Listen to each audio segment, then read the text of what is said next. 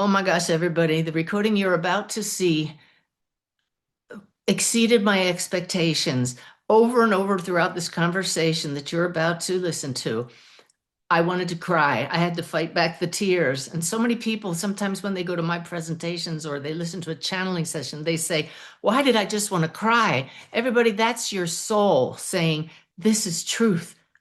I'm so glad you're listening to this. You're about to hear truth at a very deep level, and I hope it makes you cry. I hope it helps you awaken to who we are, why we're here, and why it all matters. Enjoy. Hi, everybody. I am so excited for today's interview. I know I've been doing live podcasts lately with Q&A and bringing all of you on the screen to chat. But today I have an opportunity to interview someone who I have respected for years. But in all honesty, I've been afraid.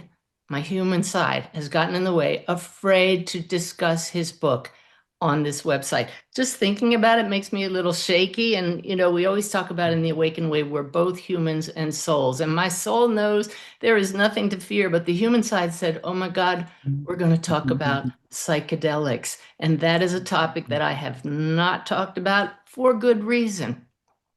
For 46 combined years, my husband and I served in the Navy. That is, the US military is a drug-free environment. So our total culture was say no to drugs. And it really is that way. I served 15 years before I knew anyone who even touched drugs. And that was only because I became the commanding officer of a unit that discharged people who used drugs. So here I was in this totally drug-free environment, and suddenly I'm surrounded by just the very few people who did use it, and they were kicked out. So that's my background around drugs. Then I retired from the Navy. My whole field as a medium opens up, and I have connected with a lot of souls who cross from drug overdoses and souls who died, human side of them died because they did dangerous things while using drugs unsupervised, like jumping off of buildings. And I've dealt with the mothers of children who've suffered because of that. So that's my background, why I have not condoned the use of psychedelics and why personally it's just a taboo subject for me. However, I was introduced through reading other books about consciousness to Dr. Christopher Bache, a professor, let me look at his background here, professor emeritus in the Department of Philosophy and Religious Studies at Youngstown State University, where he taught for 33 years. He has other credentials that go on, but what caught my attention was his research into consciousness.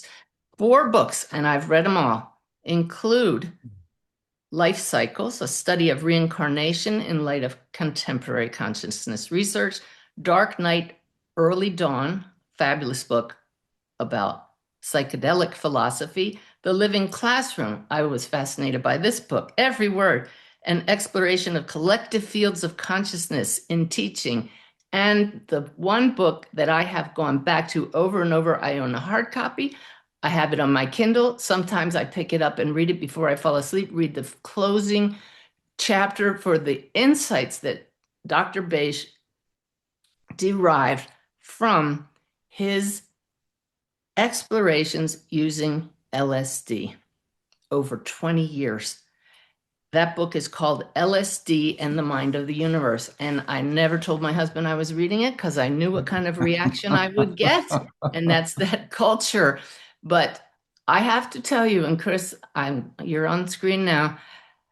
Everybody, from the moment I read that book, I thought, this man is the bravest, most courageous explorer of consciousness, explorer of anything I have ever encountered. Why? Because he repeatedly entered states of consciousness knowing he was going to experience physical pain, emotional, spiritual pain and trauma at a level that was painful to even read about. And he kept going back and back and back from a sincere desire to thoroughly learn about consciousness. Chris, I'm sorry this is a really long intro. We're going to get to you and you're going to do almost all the talking, but I just felt it was very important to make that preface there. And where's my page where I reached out to him and said, this is the way I'm coming at this. I have to do my own apology at the beginning, but I want to read what you wrote back to me, if you don't mind. Then we'll get into the questions, okay? Chris wrote, I understand your caution around psychedelics. There are more ways to do this path wrong than do it right. In addition, my work is not primarily aimed at either therapeutic healing or spiritual awakening, but cosmological exploration. This distinction is often missed by even sympathetic interviewers. So you can bet we're going to keep the focus on that, Chris. The cosmological protocol is more demanding, boy was it, and has more pitfalls than either the therapeutic or enlightened protocols. As I say in my book, LSD and the Mind of the Universe, I would not adopt the same protocol if I were starting the journey over again today. I would take a more nuanced approach. Yours was like the 2x4 over the head. Yeah. And with all that said, I would be glad to have a conversation with you. The most important derivatives from my journey have nothing to do with psychedelics, but with understanding, as you say, who we really are and what matters most. So thank you for putting up with that long intro, but most of all, Dr. Bache, thank you for coming on the show and being willing to share with all of us what you learned from that journey. Well, thank you, Suzanne, for that warm opening. And I really look forward to where our conversation is going to go. Okay, well, Yeah. I rarely have a list of questions. It usually just flows generically and Mhm. it organically. It will do that, but I also have certain questions that this is one of those times, everybody, where you have such an expert you're sitting with, you don't want to finish and say, oh my God, I wanted to ask this or that. So let's just start off by saying you said your work is about cosmological exploration rather than spiritual awakening. What do you Yeah. mean by that? Well, first, I was trained as a philosopher of religion. That's where I finished my graduate work in.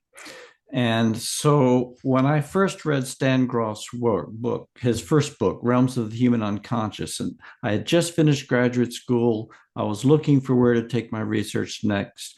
I read Stan's book, and he's one of the world's foremost authorities on integrating psychedelics into the therapeutic process. And Yes. he already had 20 years of experience working with psychedelics in Czechoslovakia, always working within institutional frameworks. And his work was so compelling and so moving that I knew it had significance not only for clinical psychology, but also for my field, philosophy of religion. And I knew that this work had to be done personally. It had, in order to pursue it effectively. And I was uncomfortable breaking the law. I'm a law abiding person. And psychedelics had been made illegal in 1970, and this was 78. But I reluctantly started a secretive, a quiet, behind the scenes private psychedelic practice in which I did 73 high dose LSD sessions following Stan's therapeutic protocol, always protected from the world in a private room, lying down, eye shades, headphones with music, very carefully selected music to support the process. And somebody to supervise, right? To be And there. someone, yeah, I was Yeah. I was always there with the sitter who happened to be my wife, who was a clinical psychologist. Yeah. So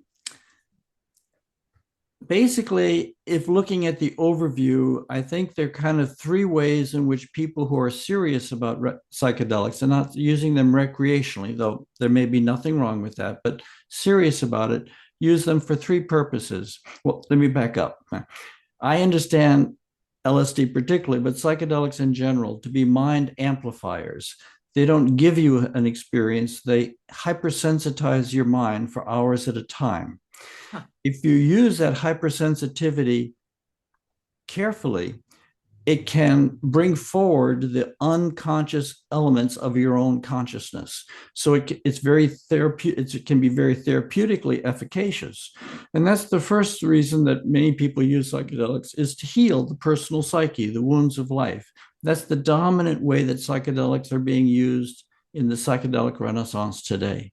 And This, I'm very familiar with Dr. Stanislav Grof's work, and I read Mhm. that and I see how people have been healed from it, and I feel that I wish these weren't illegal for that reason, because it truly Yeah. is therapeutic. And I think we're coming into an era where we're more mature in the way we're approaching psychedelics now, and we will be bringing psychedelics back into our therapeutic arsenal. I think psilocybin and MDMA will probably be the first candidates.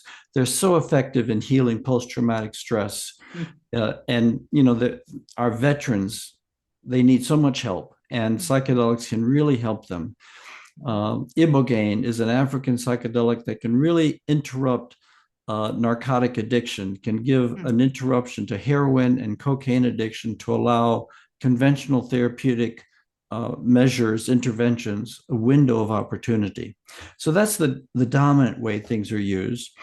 And a second area and way in which they're used is to awaken, to spiritually awaken, or to awaken one to the one's deeper nature, or deeper spiritual nature, to open up a dialogue with um, the life that runs through all things, the essence of one's spiritual being, which is the essence of all things, Atman equals Brahman. And these are overlapping, but they're different. To heal the wounds and to open one to the spiritual fullness of life are sort of two different processes, but both of them usually involve working with low doses of psychedelics, more to gently unfold the psyche. I had deeper concerns, philosophical concerns, and I was young. And I ended up, after 3 medium dose sessions, I ended up working always with a high dose of LSD, 500 to 600 micrograms, which is a very high dose, which is a protocol that I don't recommend today, now that I know what I've learned having gone through this process. But basically, the agenda is uh, to really radically open one's consciousness, to radically purify one's consciousness so that one can open to dimensions of mind which lie beyond the personal psyche, not bypassing one's personal issues, but moving through them into larger collective dimensions of mind, the personal, the collective unconscious, and then moving beyond that into deeper spiritual dimensions of mind. And the reason I wanted to do this was to see what these deep states of consciousness could teach me about reality, the reality that lies behind the physical world. It was an inquiry into the deep structure of spiritual reality. And so that's what drove me, that's what motivated me. And now I had an advantage doing this work in that I was a professor of religious studies. I taught religious studies all my life. I had the opportunity to teach courses in Buddhism and comparative mysticism, so I knew the deep mystical traditions well. I also taught courses that includes the study of near-death episodes, episode research, reincarnation research, which is another area of interest of mine, and also out-of-body research and psychedelic research. So I was intellectually nourished by a wide spectrum of work in transpersonal psychology. And that supported me as I entered this territory, which was in some ways familiar to me from my spiritual studies, and in some ways radically new to me. What I found so fascinating, and I know you did as well, was how each session built upon the last instead of being standalone. You Yeah. just kept going deeper and deeper. Would you talk about that, please? Well, this isn't the way it works for everybody, but it is the way it worked for me. And I think one of the reasons it worked this way for me had to do with the standardization of the protocol that I adopted, which meant that my set and setting was always the same. I was always working in the same modality. I was using the same substance at the same dose level. So it was always opening me in a familiar pattern. And the second part of it is I always worked very hard to remember and to internalize and to integrate the lessons that I was given in any one session. So if you if you show the universe that you're listening carefully, you're learning, and you are trying to live by the teachings that you've been given, then I think the universe pays more attention to you. If you're just having a good time and you're going to a Grateful Dead concert, that may be fine, but it's not a serious engagement with the deeper boundaries of consciousness. And so by standardizing all the variables and focusing with a serious intent and trying to maximize the retention, that meant when I went back the next time, the universe tended to meet me where I had stopped. And it met me then again and again. And it systematically took me under its wing and it educated me. It taught me things. And then it put me through initiatory processes and purification processes and took me on the ride of a lifetime. It was a Oh, yeah. philosophical dream come true.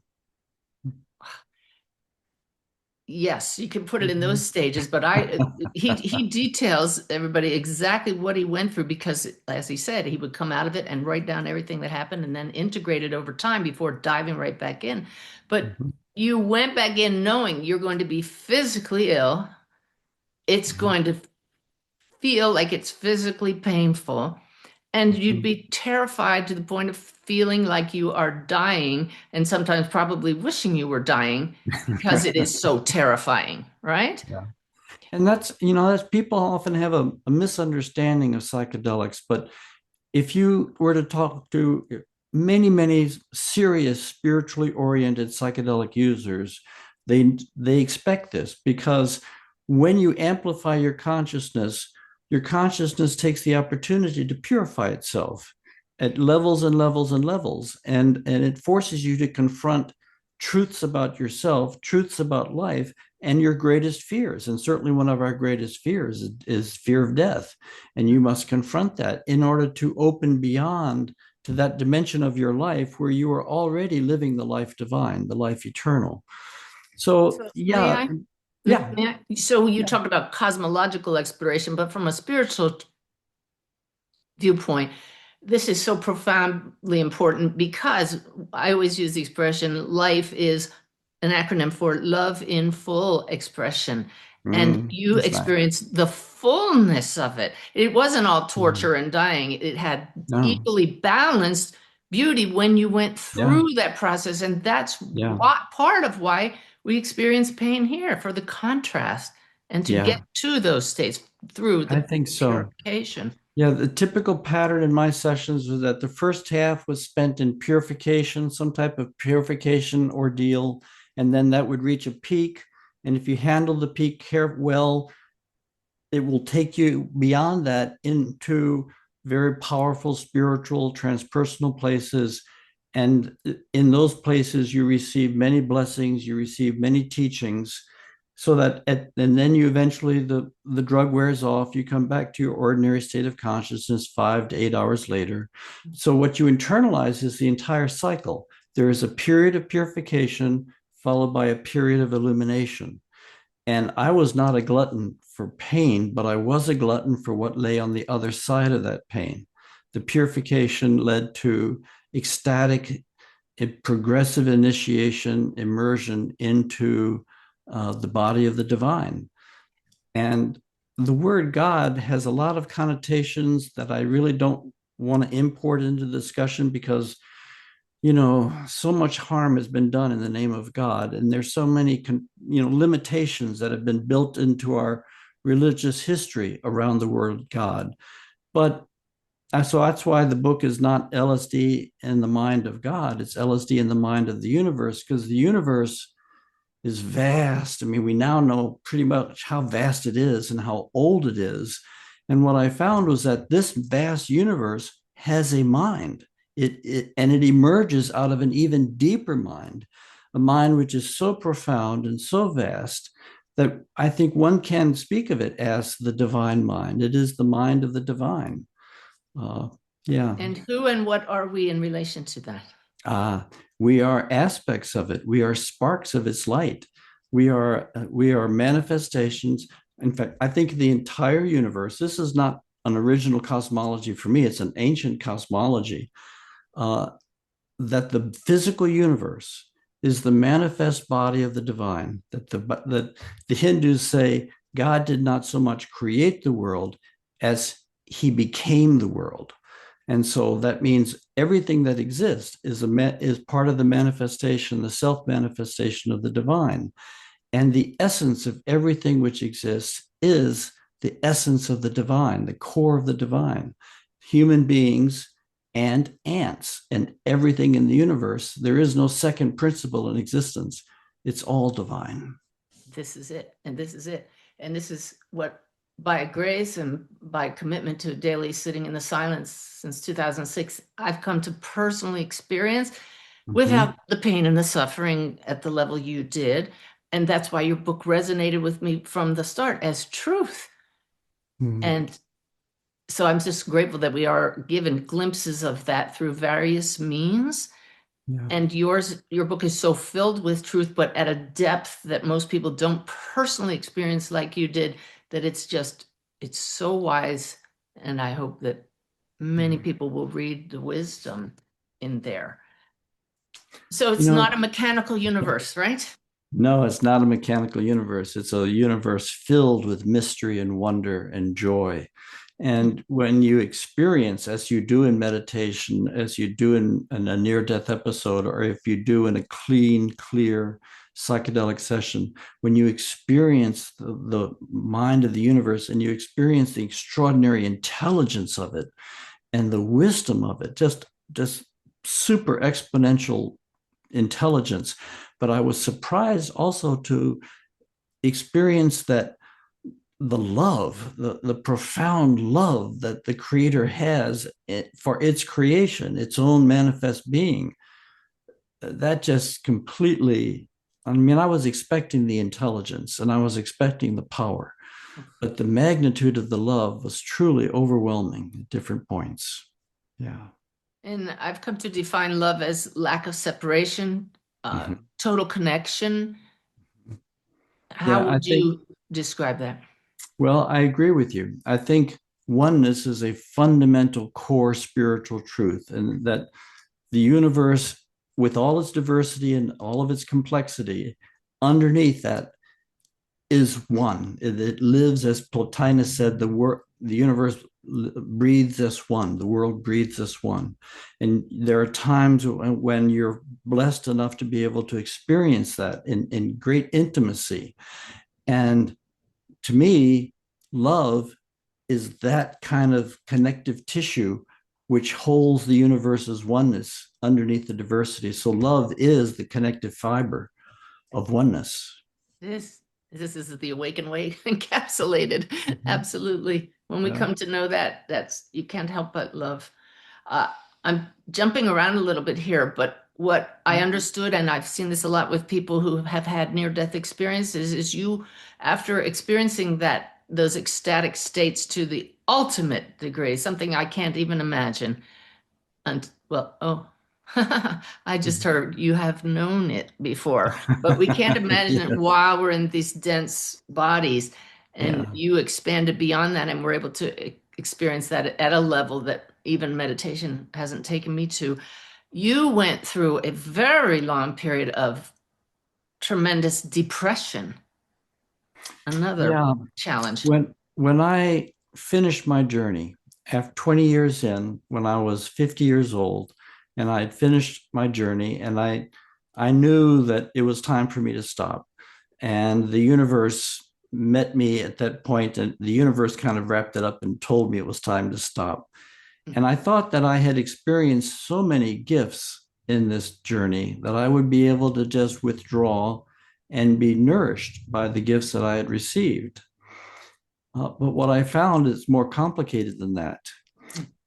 Because I had gone so deeply into the divine crystalline body, what I call the diamond luminosity, the light of the divine, that I knew I would never experience that again until I died. Yeah. Because you can't take a large dose of LSD and go there. I couldn't do that now, no matter how much LSD I took, because it's something you have to build to. It's a training. It's like an Olympic athlete training, and you have to build the resources to enter those conditions. So I knew the joy was waiting for me when I would die, but I knew that I would never experience it again during this lifetime.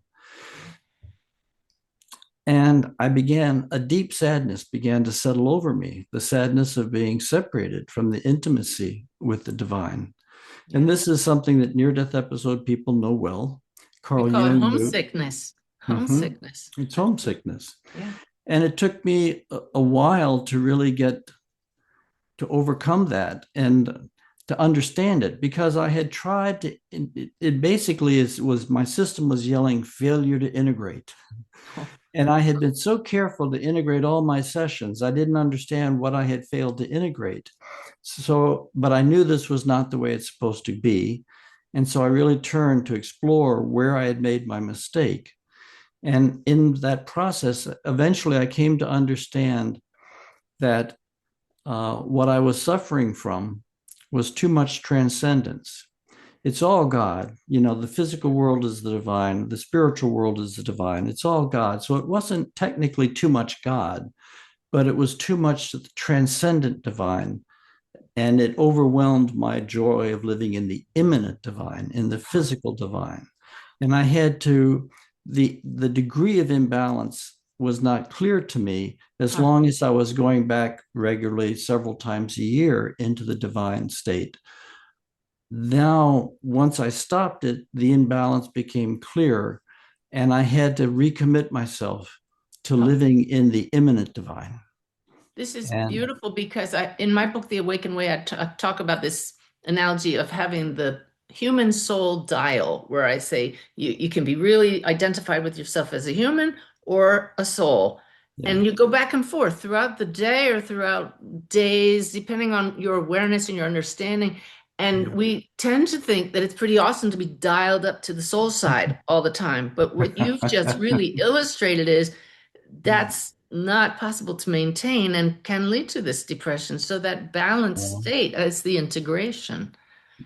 balance is is a barometer of how well you're handling integration.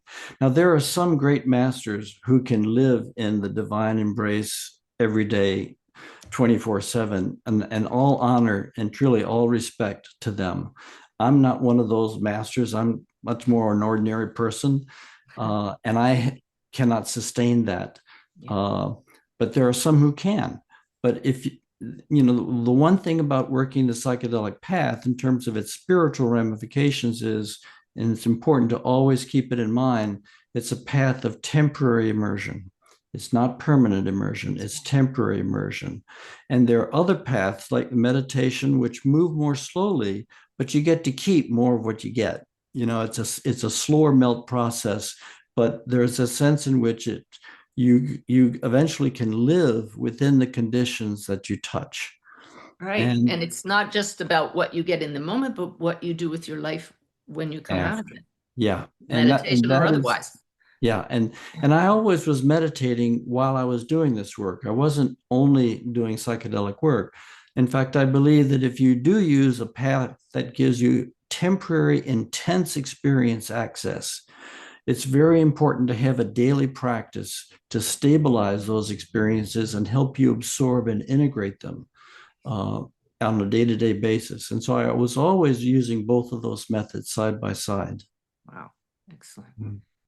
So I do want to get back to the cosmological questions, but one Mm-hmm. more, and it goes hand in hand with the question so many of my students and community ask, which is, when I connect with higher consciousness, how do I know it's not my imagination? So you're Mm-hmm. using a substance to, as you said, amplify the mind.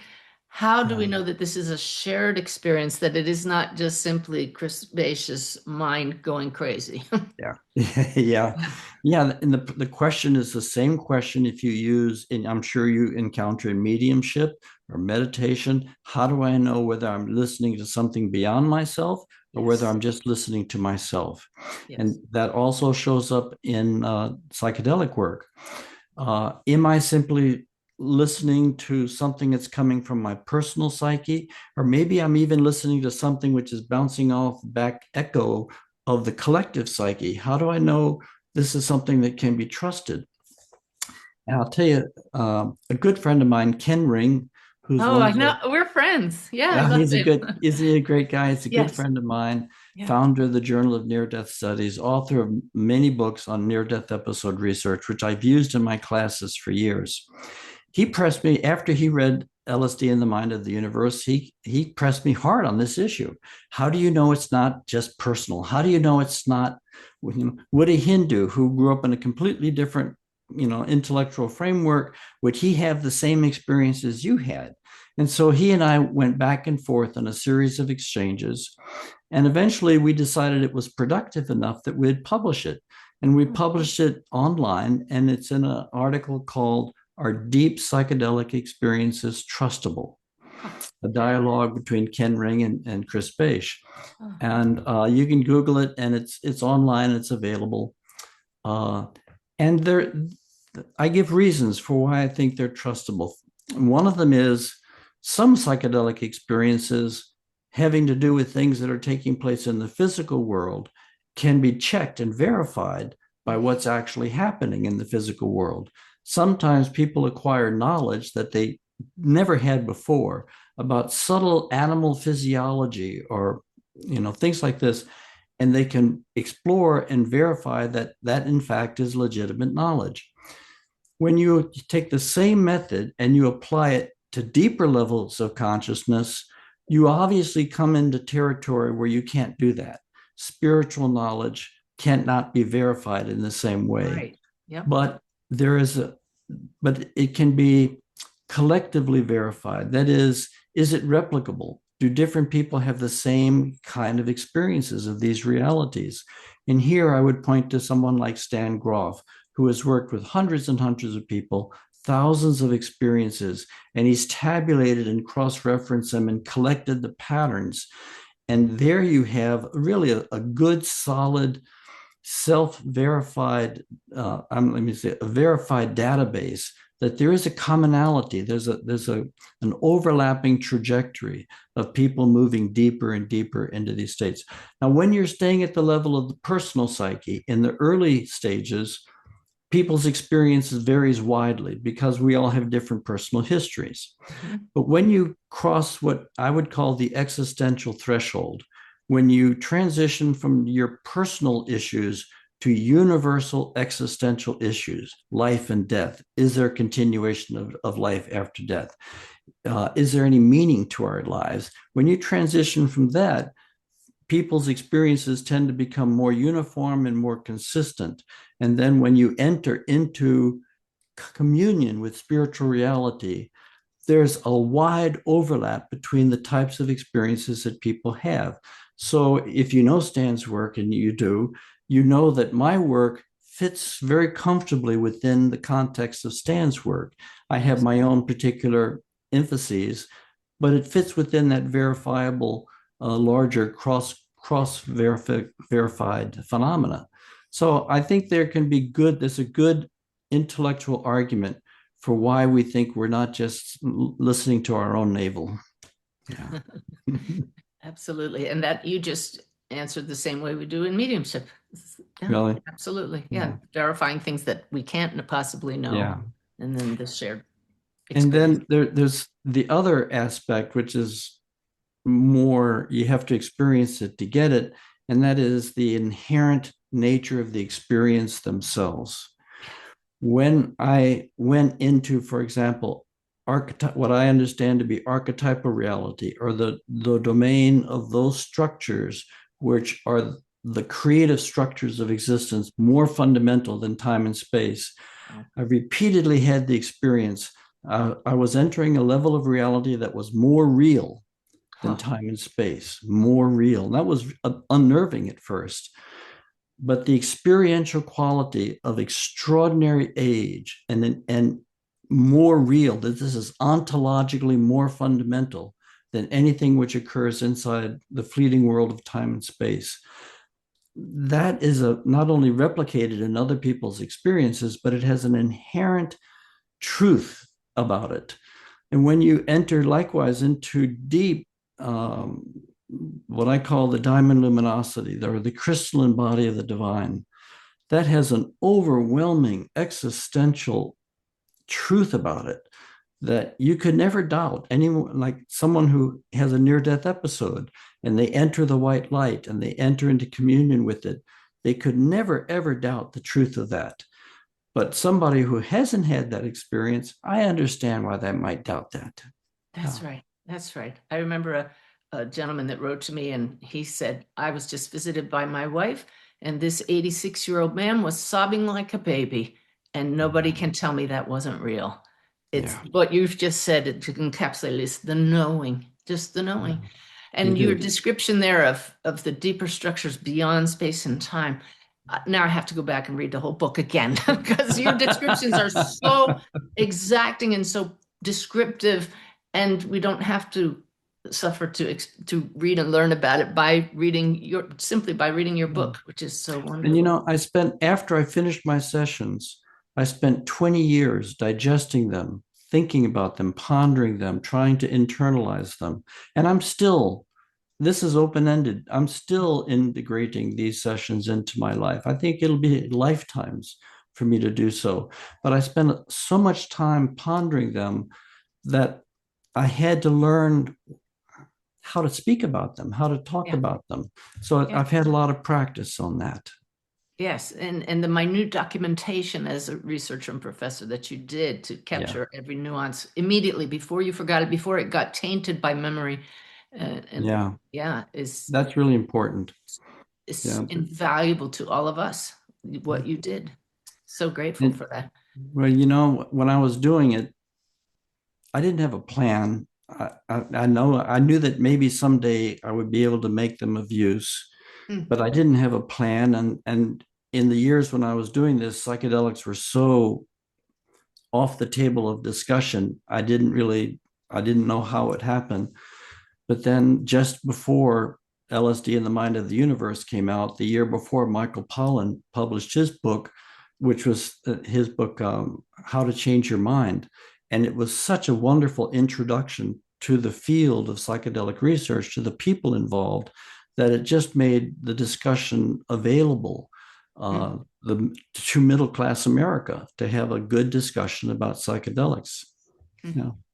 But when I was done with the sessions and I was working on prepare, and it took me 5 years to write the book, even after I started it.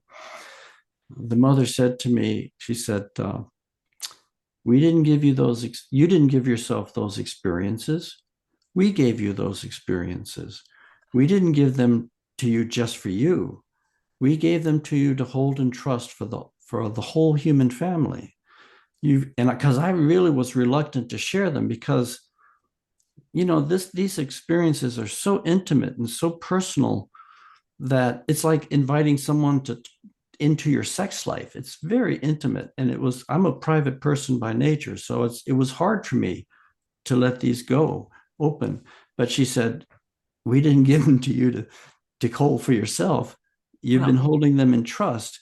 You have to let go. They'll be of use to other people that you've never met before, and they are on their own spiritual path. They are on their own path of self-discovery, and it'll support them. And so let it go. And so that's what I did. I got myself into a place where I just let them go and let them into the world. and I know, and I have to jump on this one when the moment you said, and the mother said to me, it, everybody went, what did he just say?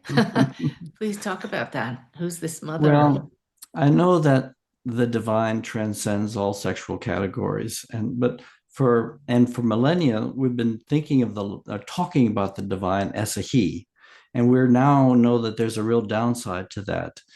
But my reasons for talking about the mother are a little more personal and intimate. Um, at one point in my journey, I was I was in a phase of work of what I call the cosmological education. I was being basically given a course in cosmology 101.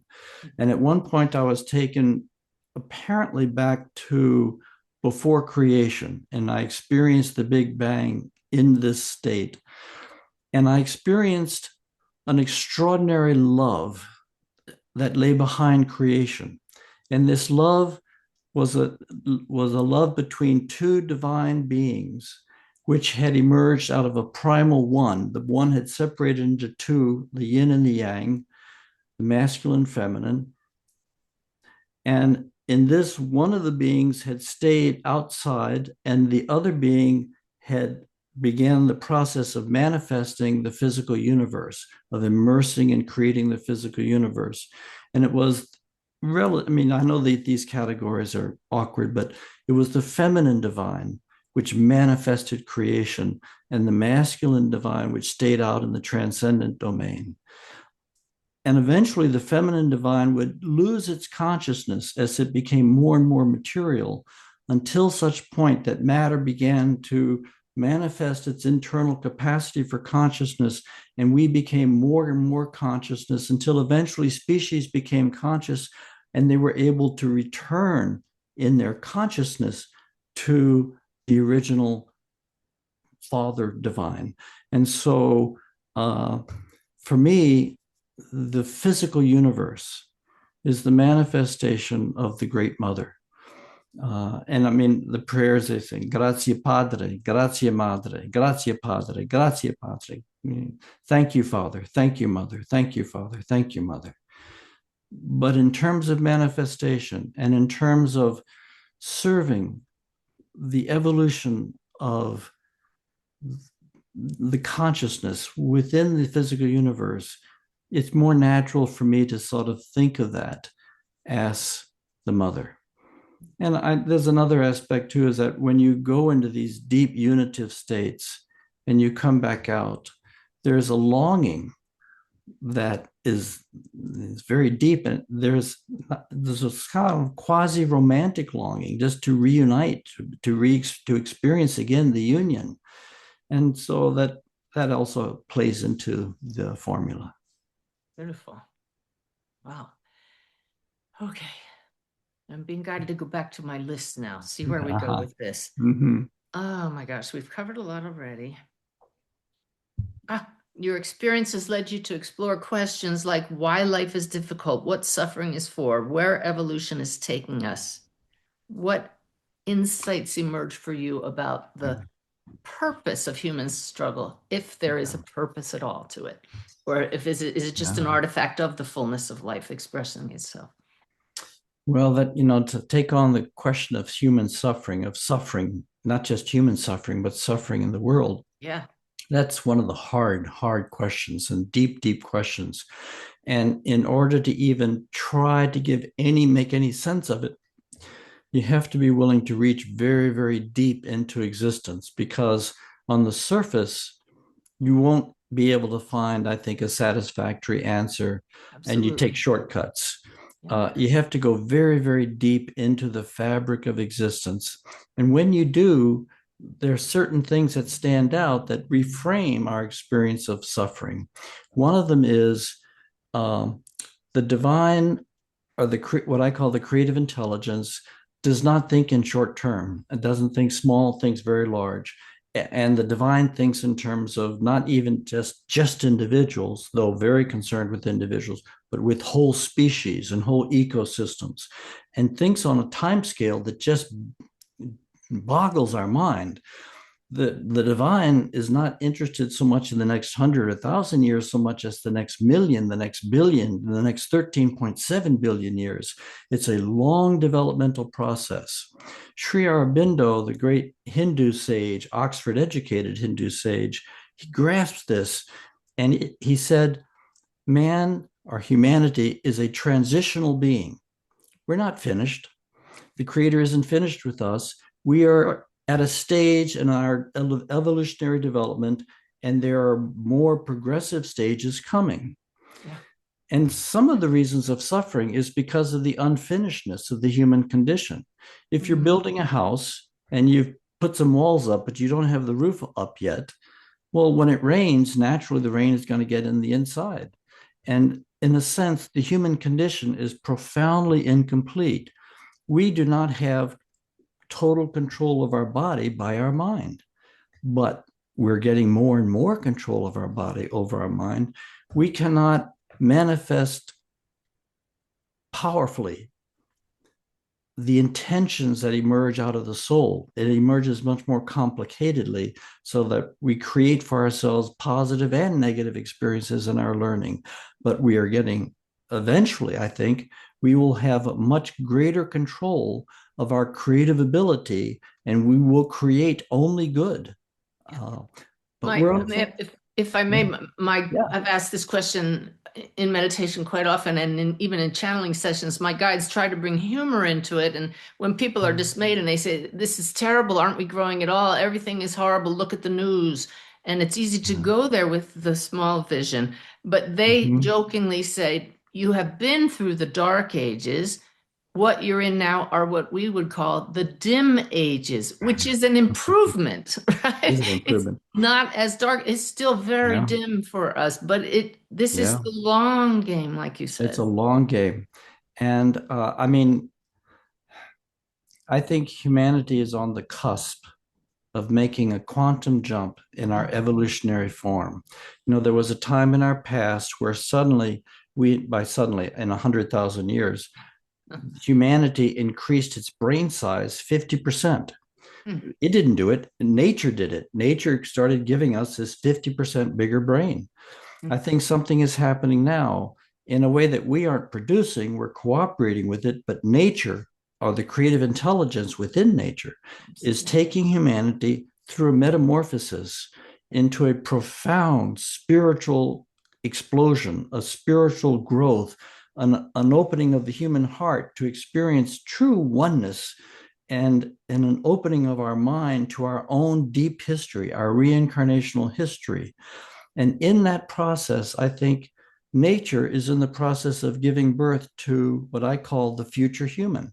And different people, it's a very common insight these days. Yeah. Yeah. Homo spiritualis, Homo noeticus, Homo luminous, that we are giving birth to the next child, the next iteration of human being, where we will show more control over our bodies, more self awareness, more ability to create harmony and concord in society. And when we finish this transition, however long it will take, I don't know how long it'll take, 100 years, more than 100 years, that's just the next stage. That's right. The divine isn't stopping there. It's going to go more and more and more. I think when it's like, I personally think that we have been gestating the future human for thousands and thousands of years. I believe in reincarnation. I think there's overwhelming empirical evidence that reincarnation is just a fact of life.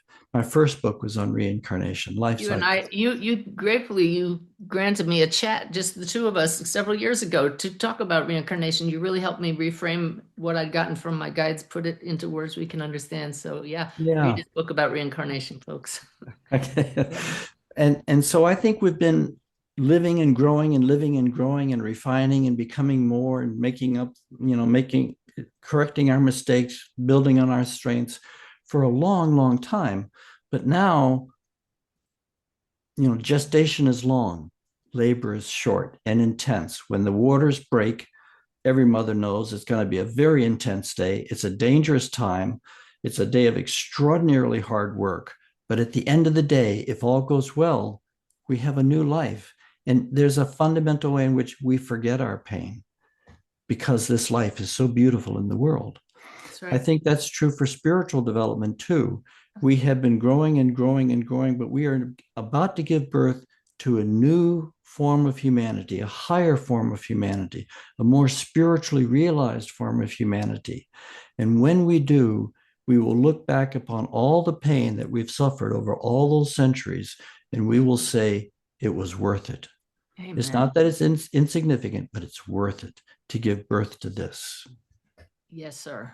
And how many of you have said to me or to your friends, I am want to get it right this time because I am not coming back. And then, Chris, you go and you experience those states and you see what it's all about, and you do come back for all of Yeah. it.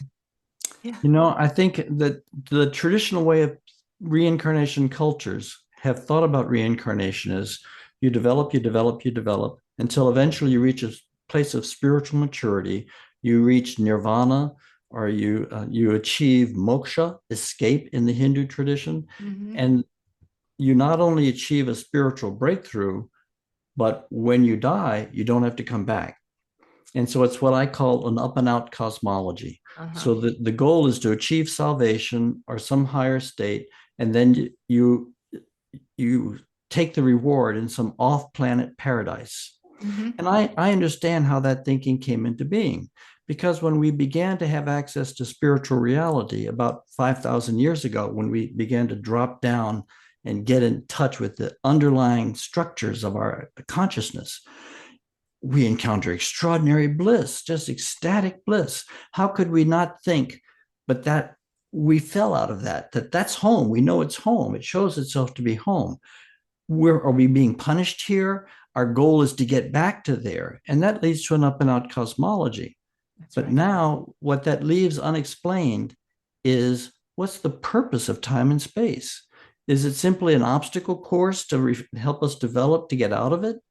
And now I think we're beginning to understand the deeper intention of the divine. The goal in reincarnation is not simply to achieve a breakthrough of transcendence and then to leave, is to achieve a breakthrough to spiritual transcendent reality and then to incarnate that transcendence more and more deeply into our bodies, into earth. That, I think, is the emerging spiritual paradigm. That's it. And we do that in like your other books, cycles, in cycles, and Mhm. growing ever more brighter, more luminous. It's this, I'd say we come here to shine our light more brightly than we came in shining it. And we Yeah. do that in this lifetime and in subsequent lifetimes, and we just don't know how bright it can go. Yeah. And I understand when people have worked really hard, they say, I don't want to come back. I really understand that. And fortunately, when they go return to spirit and they return home, they are nourished and taken care of, and they get a big vacation in spiritual reality. But then there comes a time when the divine says, are you ready? Do you That's it. love me enough? Will you give your life to me again and help me create what we're creating inside time and space? And who would turn down an invitation like that? So we come back again to do it even better and do more and more and more. Oh my gosh. I love this conversation so much. I'm enjoying it too. Yeah, Really. I love your questions and your questioning. I love what you're bringing to the conversation. it just speaks so much of truth, and there may be people that kick and scream. Okay, good. I just got a question from my guides. I get a message in awareness and meditation every morning from my guides, and this morning's was a statement that I've used before, and people don't like it. You're never given more than you can handle.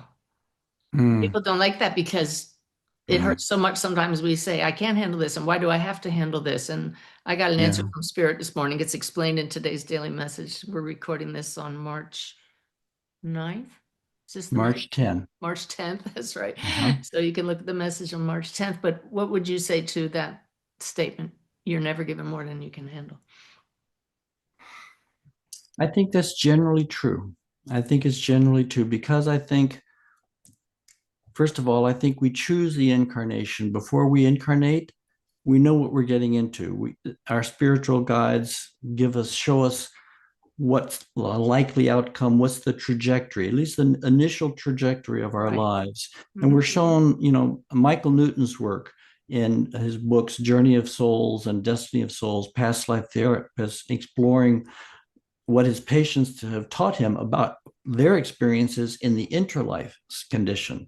Yep. He says people get to choose their incarnation. So I think in that respect, there are no volunteers. I mean, sorry, there are no victims. There are only volunteers. Then we wonder, well, why would somebody volunteer to have such a hard life? But to understand that, we have to stop thinking like a little human being and Yes. start thinking like a soul. That was What? the gist of the message. Yeah. Yeah, widen the lens. Yeah. Widen the lens and understand why sometimes it's to purify. We're working off the sort of residue of our previous mistakes. We're working them out of the system. Sometimes I think people suffer not because of mistakes they've made, but because of mistakes that other people have made, and they are helping them work off their karma. That's it. That's it. It's Yeah. the sacrificial death. You know, what mother would not give of herself to save her child's suffering? And I think that's also true of spiritual, on spiritual terms. We take on suffering of others to help them in their life's work. I think there are many, many bodhisattvas in the world who basically take on burdens that are technically not their own, but they do so joyfully because it helps the human family. And this leads to a great realization you had about the different levels of growth. That at first it was a personal journey, then you realized that how much of this is a collective journey of humanity, and it got bigger and bigger. And part of our Yeah. challenge here is when it's all about me, or then it becomes about my tribe. And so you can see where people are in their developmental process, and you got to see beyond what most people do. Would you talk It about be, the growth of the collective, and then what's beyond that? well, some people who work shamanically with psychedelics have great encounters, powerful encounters with the animal realm and the plant realm and the consciousness of animals and plants.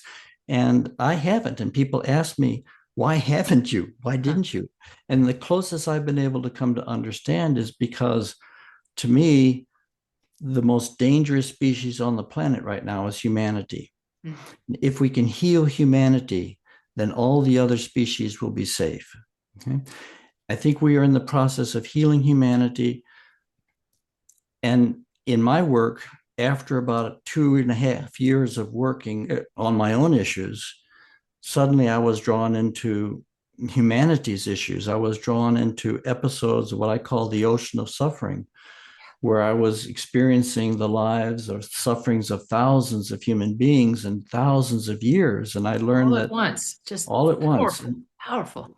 And so Yeah. that I learned that everything which is unresolved in human history isn't just carried forward in the individual souls incarnating their individual solutions, but it's kind of lodged, it gets lodged in the collective psyche.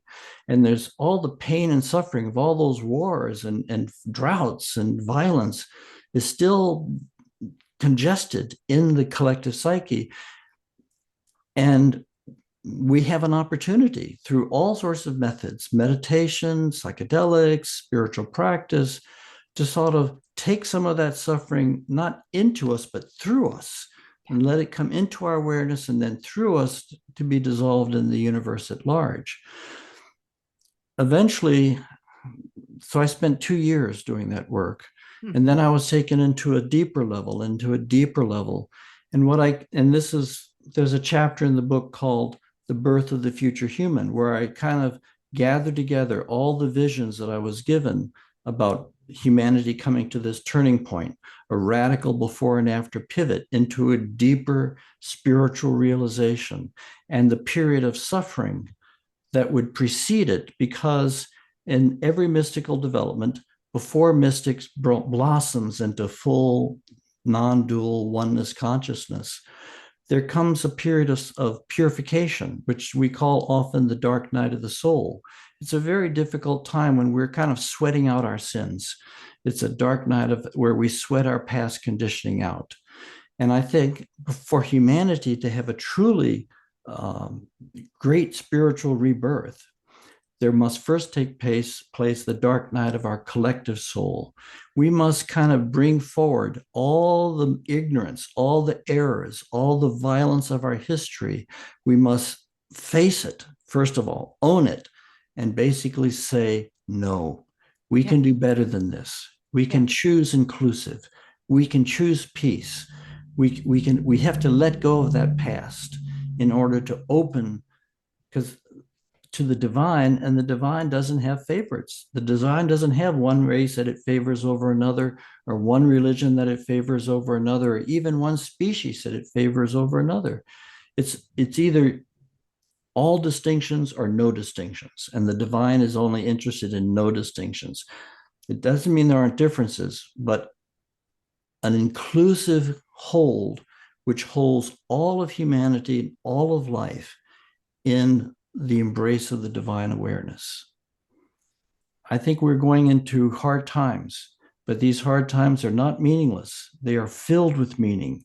And if we navigate this well, if we do a good job of just doing our particular small part in this transition, living as deeply as we can, as cleanly as we can, we then make our contribution to the transformation of the entire human race, and in that, the entire planet.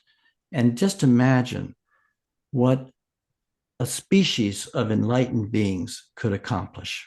I do imagine it every day. Every Mm-hmm. day. Yeah. Yeah, yeah. Oh, you just answered so many questions all at once, so I don't even need to go there. Mm. And I hope people will take the time to dive into your work and savor it and savor each experience and feel the pain you endured and relate that to their own lives, their own suffering, and then feel the insights and the growth that ensued from that and the joy and the ecstatic states and feel the cyclical nature of all of this. As we could just go round and round and round with this for hours. I know And I to could. and to feel, I mean, really, it's what's important is psychedelics are not important. They just were my vehicle. Other people That's have right. different vehicles. What's Yes. important is the cosmology, the vision of the love and the intelligence and the wisdom that's built into the fabric of existence that allows us to look at the breadth of the universe and not feel small and insignificant, but feel our age. Our age and our life experience puts us on a par with everything that's evolving around us. So the feeling of inclusion, the feeling of home, the feeling of one with all of life, and that's a tremendously exhilarating feeling. And above all, to give up all fear of death, because just if there were one thing that I wish I could reach into my heart and give people, as I'm sure you do, is to give up all fear of dying, because this is the hard place. We had it all backwards. This is the hard place. When we die, we're going home. We're going into the graduation. We're going into the joy of life. When we're born, this is when the hard work begins. And you just answered my final question. What's the single most important shift in perspective you would invite people to consider? I would say that that encapsulates it. But there Yeah. is a follow-on question. What Okay. do you say to those who are in the midst of the dark night of the soul? And we're sitting here talking about this beautiful home that awaits us. What do you tell people that encourages them to stay here and get through it?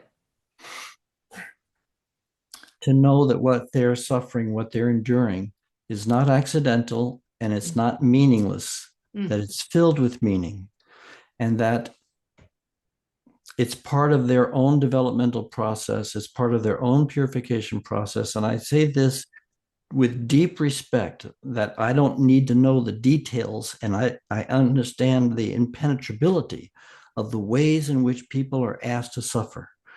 But I would offer them the thought that there is meaning in this suffering and there is growth waiting for them in this suffering, and that they can trust life. Don't let it take away their trust of life, and don't let it tell them that they're not worthy and not beautiful, because they are worthy and they are beautiful. And it's if they can just hold fast, there is a light at the end of the tunnel. You may reach it in this lifetime, you may reach it tomorrow. You may not reach it in this lifetime until you die, but there is always light at the end of the tunnel. So hold fast, hold strong. Wow. Dr. Christopher Bache sharing his wisdom with us today, hard-earned wisdom over decades. Thank you for coming here today to share this with all of us. Thank you for sharing, allowing me to share these ideas with your community. It's a true honor to do so and to be in conversation with you, really. Yes. All right, everybody. I hope this is one you're going to want to go back to and watch over and over. Please share it with your friends. This is the kind of information that's life-changing and that more people need to hear. Thank you so much for joining us today. Much love. Have a great week. Thank you. Mhm.